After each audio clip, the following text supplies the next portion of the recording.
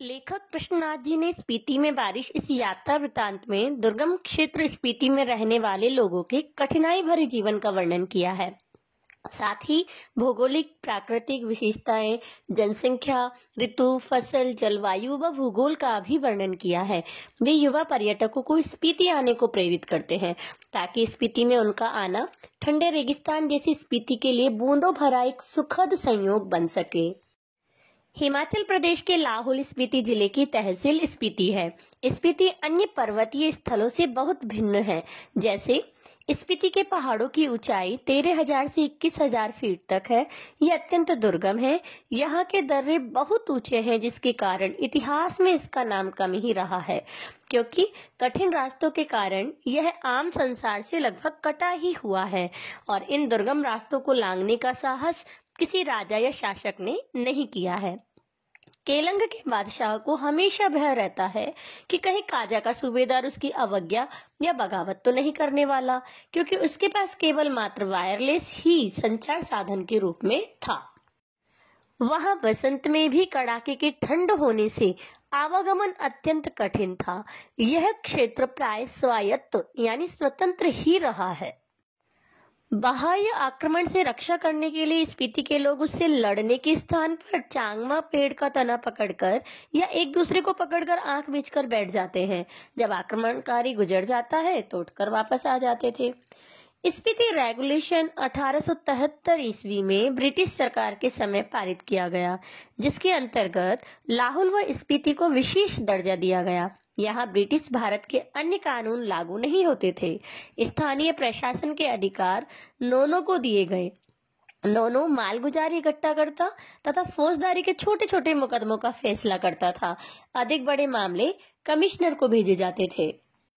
स्पीति में भयंकर ठंड होती है। घर गर्म करने के लिए लकड़ी और रोजगार भी नहीं है।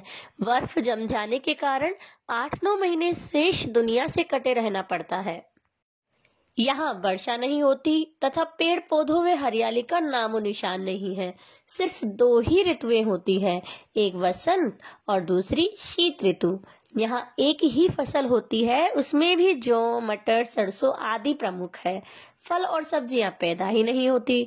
परिवहन व संचार का भी कोई साधन नहीं है। यहाँ जमीन खेती योग्य है, परंतु सिंचाई के साधन विकसित नहीं है। आबादी बेहद कम है। यहाँ प्रति किलोमीटर बस 4 व्यक्ति रहते हैं। पर्यटक आते नहीं तो वातावरण में भी उदासीनता रहती है। फिर भी ऐसी दुर्गम स्थितियों में भी लोग यहाँ रहते हैं। लेखक इस पर हैरान है। संभवतः जन्मभूमि के प्रति अत्यधिक लगाव की वजह से लोग रहते हो। लेखक के अनुसार संसार के हर वस्तु को तर्क के आधार पर सिद्ध नहीं किया जा सकता। जन्म, संसार के चक्र को भी कभी समझा नहीं जा सकता। इसी तरह मृत्यु से संबंधित विषयों को समझना भी अत्यंत कठिन है। स्पीति मध्य हिमालय पर बसा हुआ है। इसके उत्तर की ओर 12 लाचा श्रेणियां हैं। इनकी ऊंचाई 16,221 फीट से लेकर 16,500 फीट तक है। इस पर्वत श्रेणी की 2 चोटियों की ऊंचाई 21,000 फीट से अधिक है।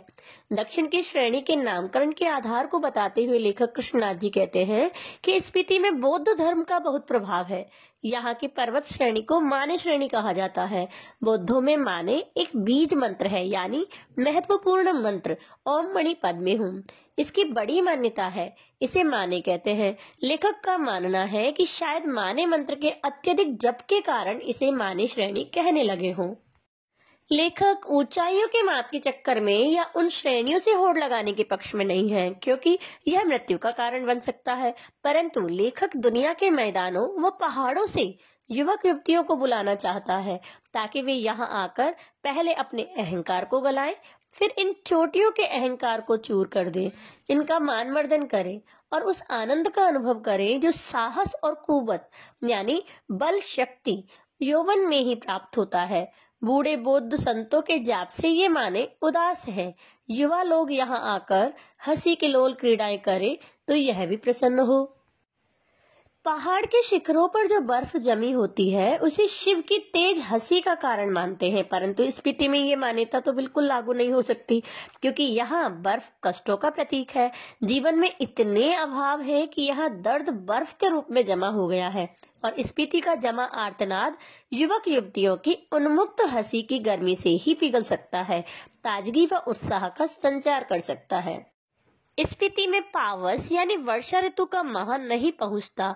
स्पीति के लोग यह नहीं जानते कि बरसात में नदियां बहती है, बादल बरसते हैं, मस्त हाथी चिंगाड़ते हैं, जंगल हरे भरे हो जाते हैं, वियोगिनी स्त्रियां तड़पती हैं, मोर नाचते हैं, क्योंकि यहाँ वर्षा कभी कभार न के बराबर ही होती है। यदि कालिदास यहाँ आकर कहे कि सभी जीवों का प्राण बनी हुई वर्षा ऋतु आपके मन की सभी साधे यानी इच्छा पूरी करे, तो शायद स्पीति के लोग यही पूछेंगे कि यह देवता कौन है, कहाँ रहता है और यहाँ क्यों नहीं आता। वर्षा के अभाव में स्पीति की धरती सूखी, ठंडी और बंजर बनी रहती है। यहाँ वर्षा ऋतु मन की साध यानी इच्छा पूरी नहीं करती। वर्षा के दिन को वे सुख का संकेत एवं सुखद सौभाग्य मानते हैं। लेखक के आने के बाद यहाँ वर्षा हुई तो लोगों ने उसे बताया कि वर्षा होने के कारण आपकी यात्रा सुखद होगी। वर्तमान समय में संचार, यातायात व रोजगार के साधन पूर्वापेक्षा विकसित जरूर हुए हैं, परंतु प्राकृतिक दशाएं वैसी ही वैसी है और अधिक परिवर्तन की। लेखक कृष्णनाथ जी ने